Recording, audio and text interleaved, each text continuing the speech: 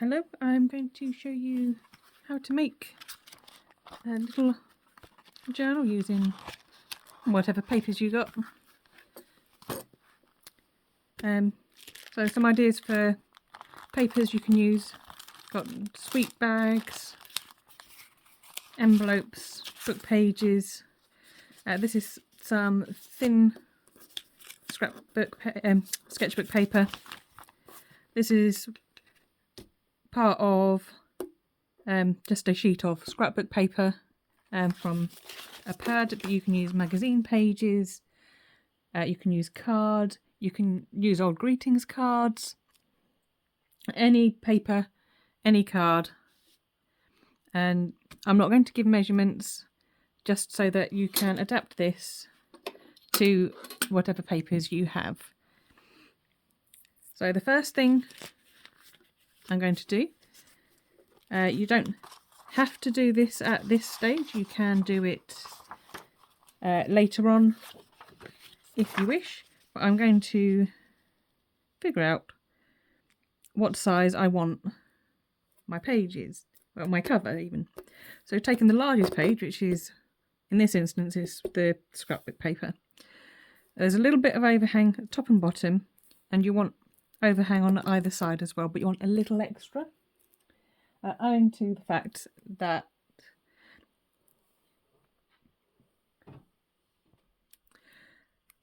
when the pages are folded and stacked, they will extend further. You can trim this if you wish, but for this sort of journal it's not necessary. You can make a mark, you can use scissors, you can use a ruler, and I am just going to use my trimmer and like so.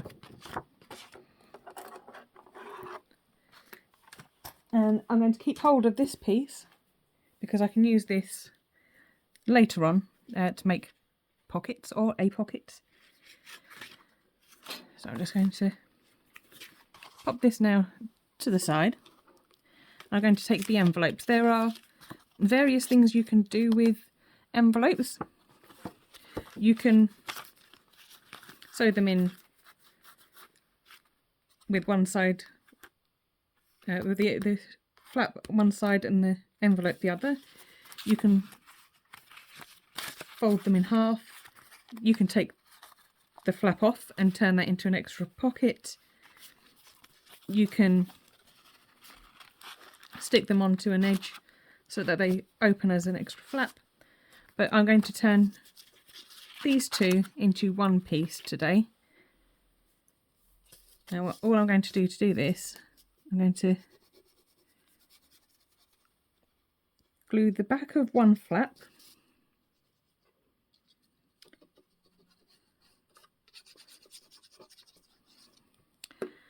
and then this goes inside the other envelope,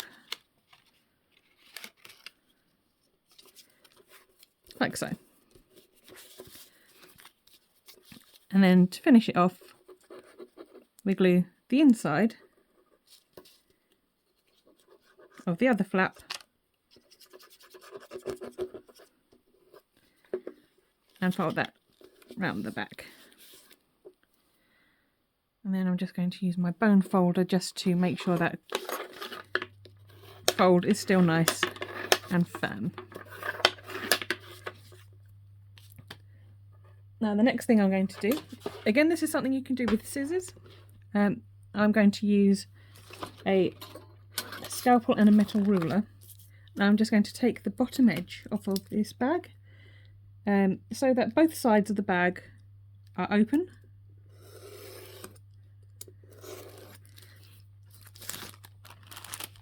So now I've got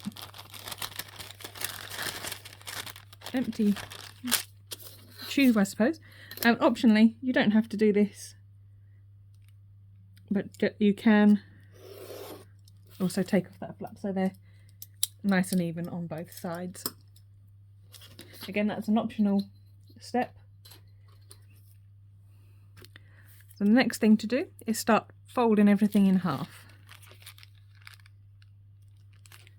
And it is literally just a case of fold it in half.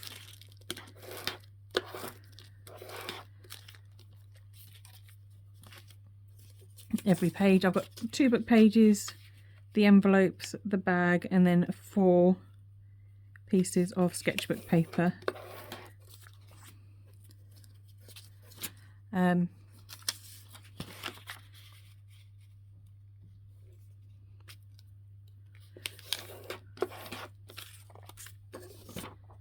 And obviously the cover also needs folding as well.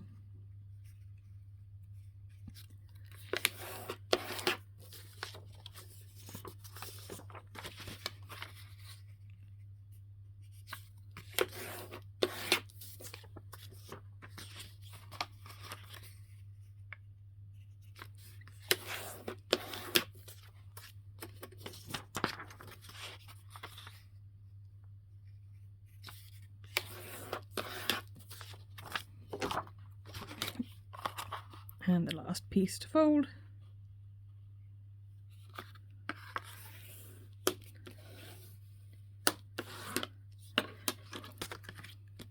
Okay, so next thing, it's time to start stacking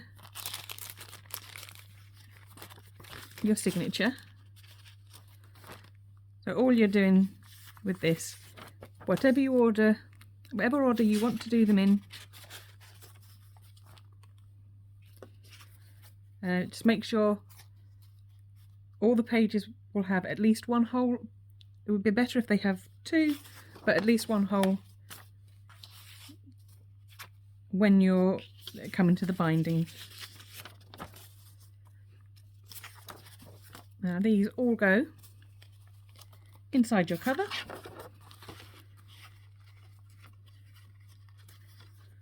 Try and keep them stacked relatively neatly. And I'm just going to use a couple of clips to hold them in place.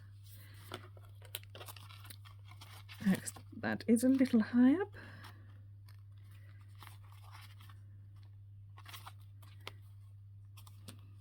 That's about even. And this just makes sure they don't slip. It's not essential, but it does make it a bit easier. As the next thing we're going to do is we're going to use an awl. We're going to pierce 3 holes. You can measure if you want, or you can use a template, but for this I'm just going to do it by eye. So 1 roughly in the middle, and then 1 a little bit in from each end, like so. So now we need a length of waxed thread, and normally you want to go for about 3 times the length of your signature. And just want to thread that onto a binding needle, like so. Now you can, here you can see I put the knot on the outside, and this one, the knot is on the inside. Now I tend to put the knot on the outside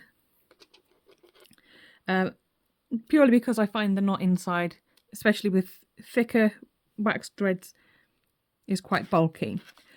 If you want the knot on the inside, you follow the same process, but starting on the inside instead of the outside. So you want to go through the centre hole, leave a tail, and we're going through either the top or the bottom. It doesn't actually matter which way around you do this. Keep it tight.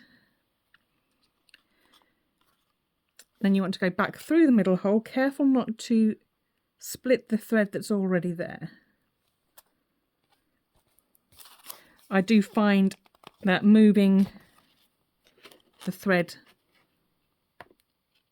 the way that the tail, the way the new thread is coming from, does help, because you can take it through at a slight angle. And then finally through this last hole, and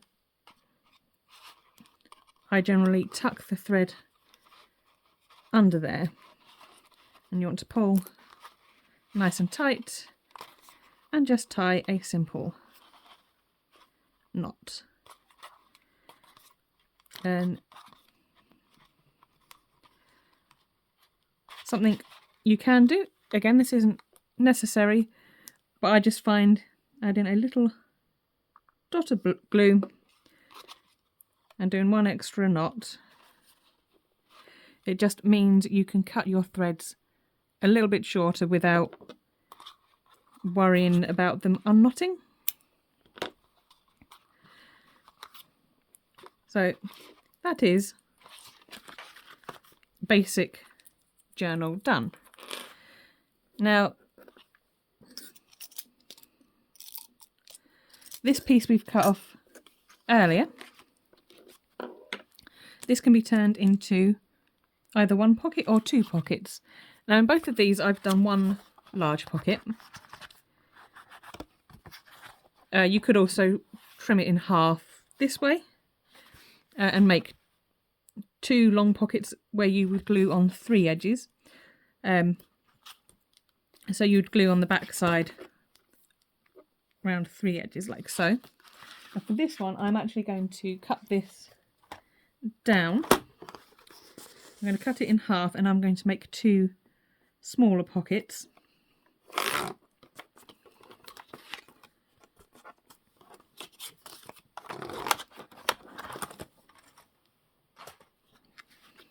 Just to show you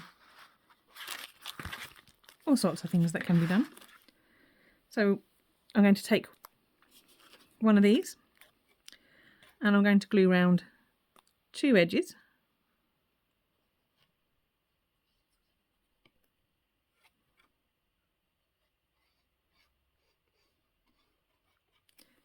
And this one I'm going to stick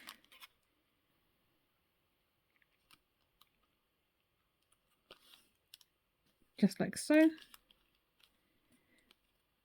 And once that's dry, you'll be able to tuck things in.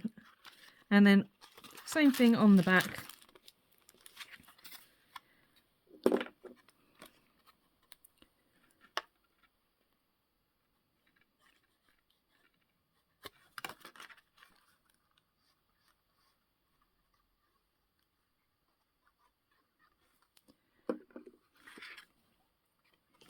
I'll just carefully stick that into place.